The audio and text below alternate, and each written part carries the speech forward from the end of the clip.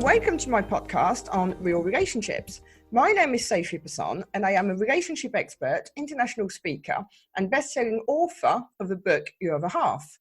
I decided to start this podcast because, in my opinions, relationships are currently not being portrayed as what they really are. Whether you're watching the news, on TV, social media, the perception given to people is wrong. And my aim is to talk about what happens in the real world, talk about real stories, and listen to what real people think, do, or go through, as opposed to creating expectations of something that doesn't actually exist. I may not agree with everything that's being said by my guests, but it is their chance to express their opinions and their stories. And here today we have Lucy, and we're going to talk about what it's like to fall in love with a colleague. I can't say the word, colleague.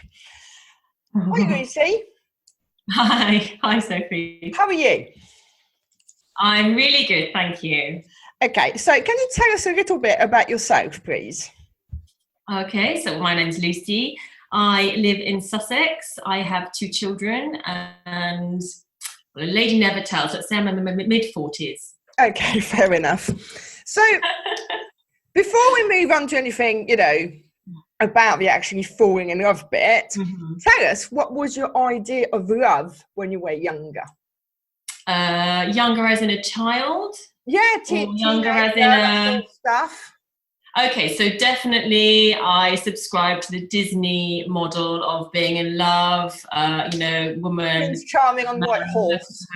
Yes, indeed. Woman looks at her from across the room and suddenly she is the centre of his world and they ride off together in the sunset. I think that was as far as it went as a child.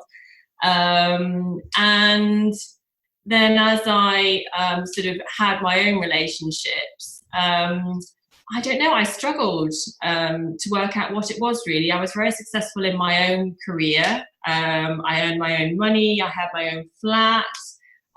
So, obviously the kind of idea of a man almost kind of rescuing or scooping women up kind of very quickly didn't apply to me anymore. Yeah. I guess for all of that, I did, the sort of, is it a Black Widow quote that said, I just want it's just a girl wanting a man to love me. And so for all that I was very independent, had my own stuff together, I did just want someone to kind of see my vulnerabilities, I guess, and almost tease that out of me, I think. And still want to look after me in spite of me wanting to be independent.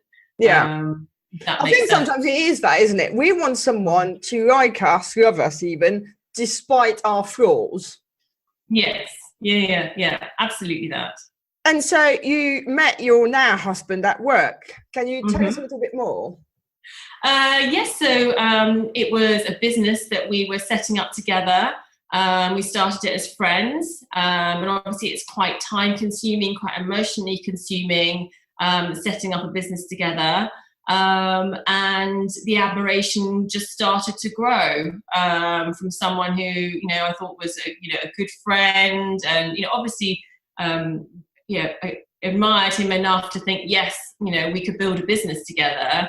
Then gradually, probably, every single interaction thinking, gosh, wow, I hadn't realized you were that good. Every single meeting we went to, every time he helped a client, thinking, God, I've never seen it done better than that. And, the way his values, his ethics, the way he just conducted himself in the world, I just, the admiration just grew and grew. And then I guess you kind of catch yourself thinking about that person perhaps a bit more than you should be if it were just a friendship, and the kind of realization just starts to kind of crumble in, so to speak. Like, yeah, exactly. Kind of over time.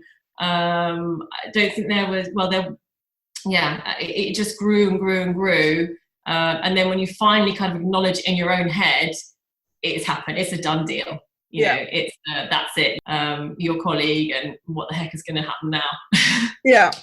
So one of the questions I had, but obviously because of it started as a friendship, but did you actually know straight away that there was something special about that person? Well, I think to the extent that I was willing to go into a business with him, I mean, that is a big commitment, isn't it, in a way? Setting up a business with someone is already you wouldn't do that with just anybody. You have to think, I trust you. I think you're good enough at what you do to kind of, build something. And I think, we're a good match. We're compatible as business partners. So yeah, certainly there has to be a level of esteem and admiration for that to ever be a possibility. I guess that's kind of a foundation. When I say the words out loud, that does sound like the foundations for a good relationship. Yeah, completely. And then, I guess then a good romantic relationship just layers the romance and the passion and the shared personal time on top of those building blocks. Yeah, I mean, you can't really have a long-term relationship without having that kind of element of friendship, can you? Absolutely, and admiration, and yeah. And so, what happened? In terms of how did you actually starting? Yeah. So, as I say, I guess it was just a gradual kind of awakening in me of like, okay, my feelings for this person, they're now getting above and beyond. I can't credibly say this is just someone that I work with and I think they're really good at their job. As an adult, in your 40s, you have a level of awareness, and you can kind of tell when somebody might be feeling the same way. It's micro signals and intuition and I think sometimes you can tell just from the eyes, to be fair. Yes, yeah, absolutely. And and then it was just a point of saying the words out loud at one point. So do you find it challenging to work together? Do you think that could actually be an effect on the relationship long term? Just because sometimes it can be a bit too much to just be in a relationship and then working together. It's quite intense, isn't it? It is incredibly intense. I have to say intensely good. In our personal experience, we have a huge amount of pride in what we're doing. The business is really successful. We both fully believe in what we're doing, and so I talk about it as I get to go to work with my favourite person in the world, do what I personally think is the best job in the world, feel really proud of what we do, and then go home with them as well. So it can be, I think when it's working well, it can be the best thing ever. On the thankfully very rare occasions when we have a professional disagreement, I would say it becomes quite a passionate disagreement very strongly. It's almost like we're arguing over our child, or both are so personally invested in the business that if we have a disagreement, it can be quite a fiery thing. And then if we've had that disagreement in a work context, it's very difficult to then say, well, that was work, and let's go home again. Hearts and flowers at home. It's really, really difficult to separate the two. So if things are going well at work, which again, thankfully, 99% of the time they are, it's wonderful.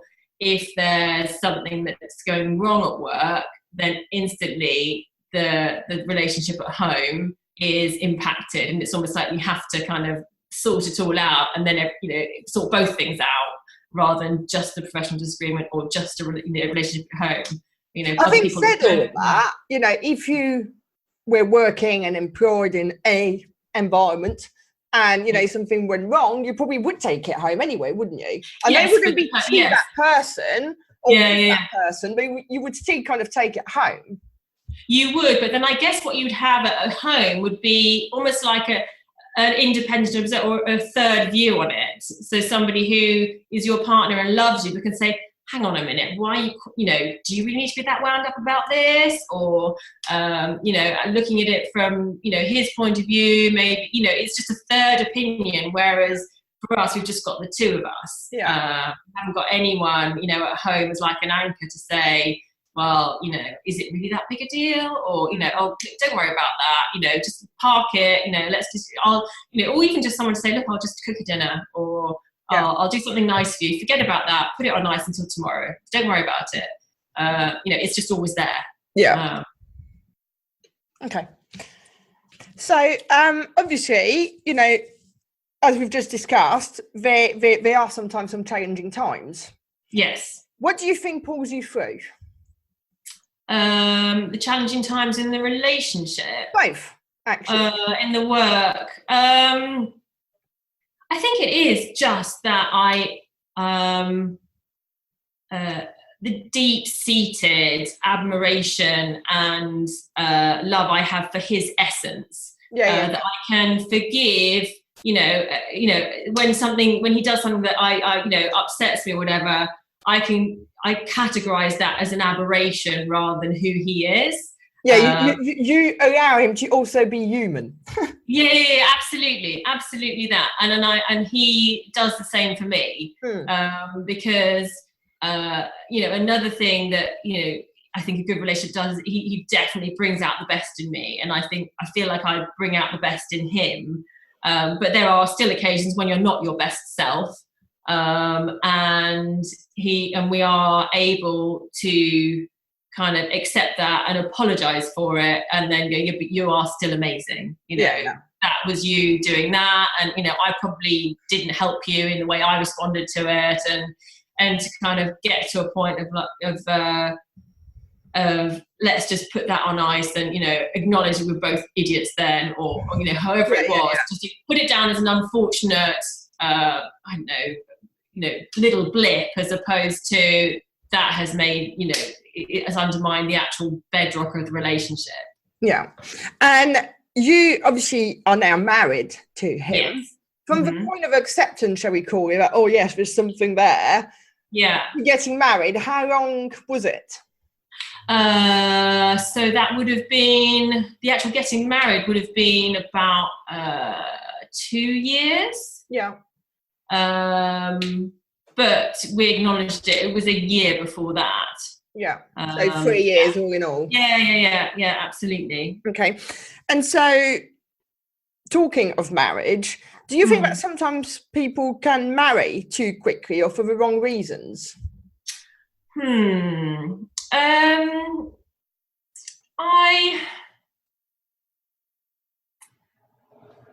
I think what I guess people, how do you judge a marriage? Do you judge it by whether people see it through, does it last forever? I guess I'd step back for that and say, how do you categorize a failed marriage? Because I don't consider my first marriage as a failed marriage, bizarrely enough, even though it ended. I think that was exactly the right marriage for me at the time. I don't regret getting married. I certainly don't regret everything that we built together, the children we have together, and we still have a relationship. My ex-husband and I, we work together as a very strongly functioning team for the well-being of the children. We get along. So, if your question is, do people marry too early because the divorce rate is really high, I would probably flip that on its head and say, where is this, let's not always think a marriage that doesn't last forever as a failure. I guess in the religious sense it is. If you are a deeply religious person and someone has made promises in their views before God and then got divorced, that would be a failure in the religious sense. But my view on marriage is wanting to make a deep commitment to that person publicly, and with the very best of intentions, believe that is going to be going forward. But then also have what I consider as the strength to acknowledge that if you are no longer happy, both of you, even if one of them doesn't actually realise that they're not happy, if it is no longer a relationship that's making people happy, and therefore not a relationship that's spreading happiness to other people, including the children in the relationship, because that will be happening whether you acknowledge it or not. If the relationship is not a happy one, at a very subconscious, subliminal level, it seeps out. If that is the case, then I actually think it is a brave thing to be able to end that, as graciously as possible, as constructively as possible, with as little collateral damage as possible. But I think it is the better thing to end that relationship rather than to cling on desperately to something that could actually end up being far more damaging to the people in the relationship and those who are kind of in its gravitational pull. I think what I mean by, do you think people get married too quickly or for the wrong reasons, is more along the lines of sometimes people get married because of the idea of marriage as opposed to a person, if that makes sense. Some people fall into it just because, oh, we might as well, which I don't feel is necessarily the greatest of reasons for getting married. No. Or sometimes people, and I'm thinking probably maybe, I'm probably being judgmental here, but some younger people will get married just because it's something that you do. Yeah, I think that is an unfortunate scenario, and it just makes life so complicated and difficult because it's a legal contract. It has implications. It's really difficult to undo. So I would definitely counsel someone against marrying in haste, or at least say, talk them through. If someone said to me, oh, I met this guy last week and, oh my God, I've fallen so deeply in love with him, I probably would say this is lust at this stage. After a week it is lust. And the ramifications for, inadvisedly going into a marriage and then having to unpick it later down the line is worth going into with what's the word? Open eyes. Absolutely. I think people don't realise the consequences, if I'm honest. They're just the nice things, the nice day, stuff like that. And then in the next breath, I also know some people who got married after 3 months, 20 years ago, and, kind of just knew that it was the right person. Absolutely. And are still really happy. I think this mistake is thinking that the marriage is going to cement the relationship.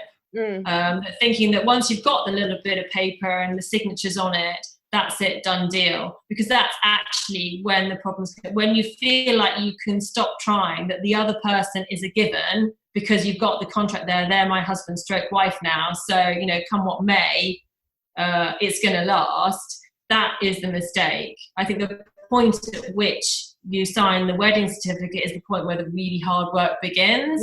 Like, we can't get here just because we're married. It's not automatic we're going to be in love all the time or forever.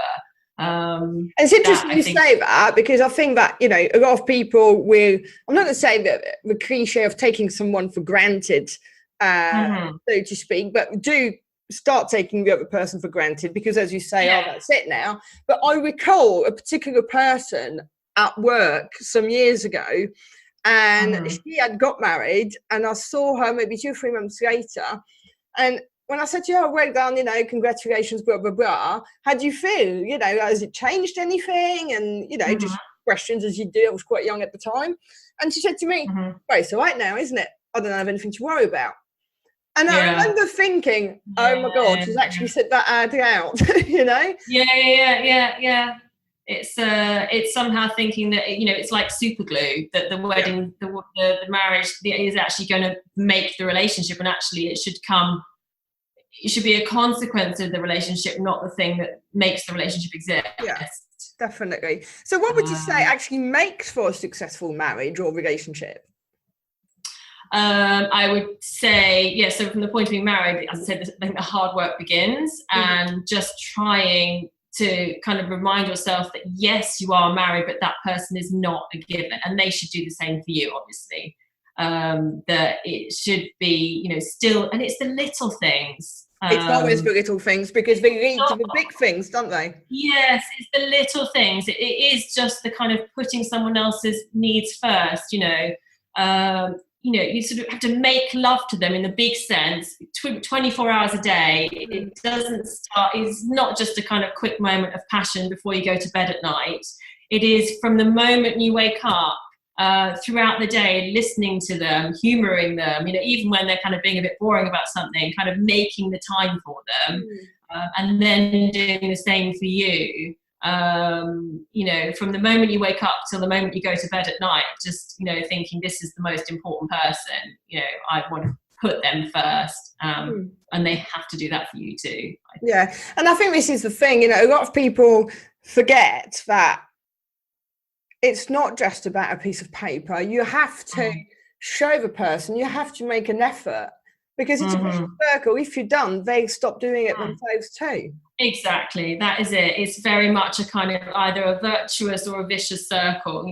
The day that you kind of can't be bothered to kind of, I don't know, you make your own cup of tea and you don't make them one, then it suddenly becomes okay for you to put the kettle on and make your own cup of tea and not make them one. And then that, it sounds so silly when you say it out loud, but over days, when you're talking about a marriage that's meant to be lasting kind of 30, 40 years, till death do us part, those tiny little things can cascade frighteningly kind of quickly, actually, into, oh my God, we've got to the point where, you know, perhaps we just lie in front of the sofa, you know, lie in front of the TV every evening, barely speaking, go to bed.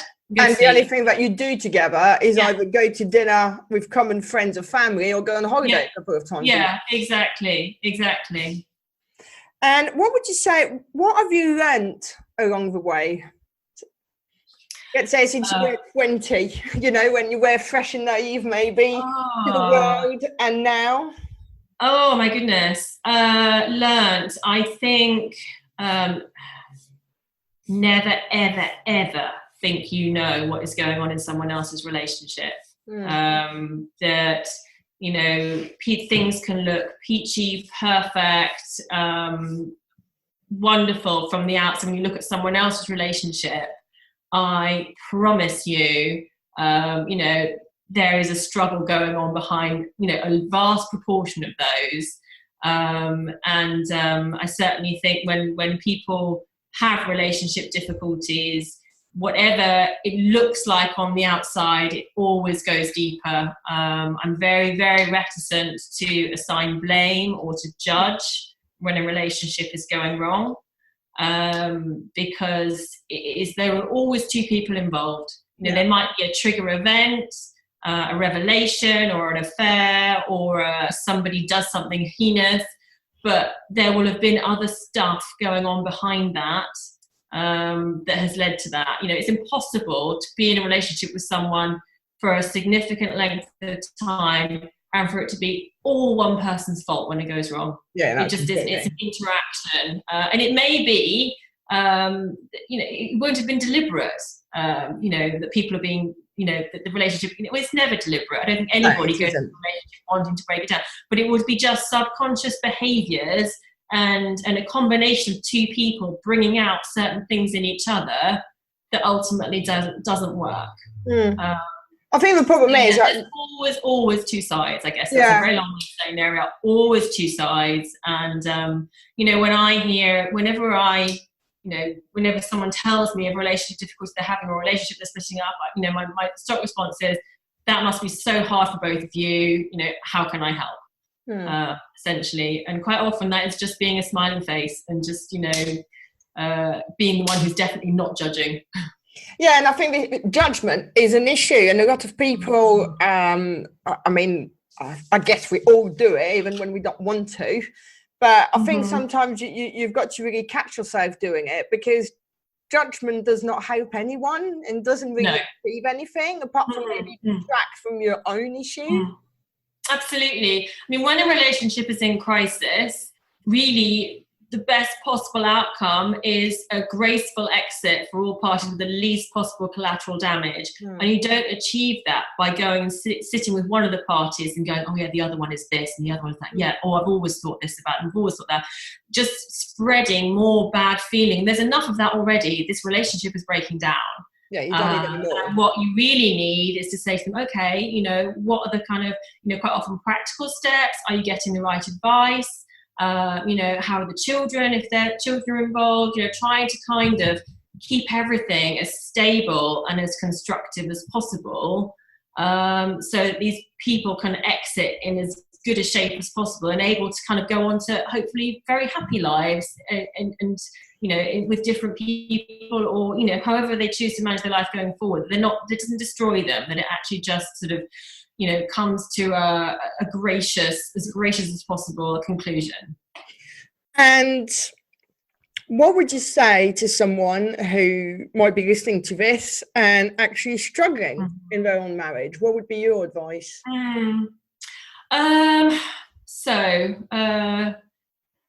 Gosh, if you're struggling in your marriage, I would say you have to have a big, long, hard look at what you have, are you still in love with that person? Can they still rock your world in some way? And if the answer is no, then I think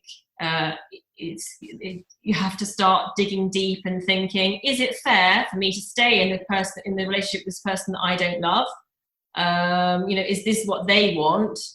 And actually, could we both be happier if we could end this and move on with other people and have a second chance? As I say, if you are deeply religious, you save the marriage. If you're not, then I think everybody deserves to be happy. And if you are not happy, chances are the other person isn't happy either. And they may not even know it or admit it to themselves, but it's very unlikely that you are having these misgivings and the other person is thinking everything is marvelous. I think that, it's unlikely. Rare. It's very rare. But I think the worst thing is probably to be in limbo. You've got to at least acknowledge there's a problem, and either you go or you work. Yeah. Yes, together. Absolutely. Not on your own, because on your own doesn't work. Together. No. Mm-hmm. Definitely. The seething, the simmering, it could make what could have been a reasonably constructive or amicable split. If you let it kind of fester for another year or 2 years, people's behaviour deteriorates, and people end up going, well, yeah, I am going to do that because you did this, and it sort of rapidly becomes much more bitter and destructive. So I think if you're having those feelings of like, I just don't love this person anymore, it's not what it was, then I think starting to draw it to a conclusion or taking steps to do that is actually it's a brave thing to do, and I think can be the best thing. One of the questions, if you're a parent, I think it can be quite revelatory if you project yourself forward and say, if it were my child coming to me saying this is how they felt, what would I want them to do? Because I'm assuming that you're the person who loves that person the most in the world and wants everything to be wonderful for them and nothing but the best. And that was one of the quite clarifying things for me in the kind of maelstrom of my previous relationship breaking up. And everybody told me to stay in it. Absolutely everybody, including my parents, all of my family, absolutely told me I had to carry on. But in my mind, I kept thinking, if one of my children came to me and said this is how they felt in that relationship, there is no way I would have wanted them to stay in it. Absolutely none. And what would you say your idea of love is now? The feeling of it constantly building and growing together, shared values, shared endeavours, and I'm talking obviously because we do work together and have a business together, there is that, but it's everything. It's our home life, it's our house, it's everything. I never ever feel like I'm struggling on my own. Every single project idea I have, my partner's like, yeah, great, let's do that. And we could do this as well. And we can do that, that would be amazing. And I really feel that we're kind of building and growing absolutely everything together. The converse would be a bad relationship where you constantly feel like you're on a treadmill trying to kind of move things forward, but the other person is just not working the same way as you. It's a bit like if you were rowing together side by side and you're kind of rowing in time and the boat's flowing along beautifully. If both of you are completely out of time and both feeling like you're working, but it's just not, the boat's rocking, you're not in time with each other. It's that kind of flow, I guess, that the way we go about our daily life and everything we undertake together, whether it's professional, personal, home, fun, hobbies, hey, let's go and do this. I just feel like we're building stuff together. Fair enough. And we are actually getting towards the end of our time together. So my last question really would be, do you have any regrets? No. I don't have any regrets in terms of the choices that I have made. I guess in an ideal world, my choices would not have caused anybody else any pain. But unfortunately, I think that is just not a realistic proposition. I am thankful that everybody involved in any case has moved on to happier places now, and I genuinely do think that everybody's lives are happier now than they were before, and than they would have been had things stayed the way they were. Mm-hmm. But no, I think in general I feel regret is a fairly unhelpful emotion. Okay, fair enough. Thank you so much for your time. You're most welcome. And yeah, that's pretty much it for today. So if you enjoyed the show, then please subscribe, leave us a review, but more importantly, come back for the next episode. Thank you.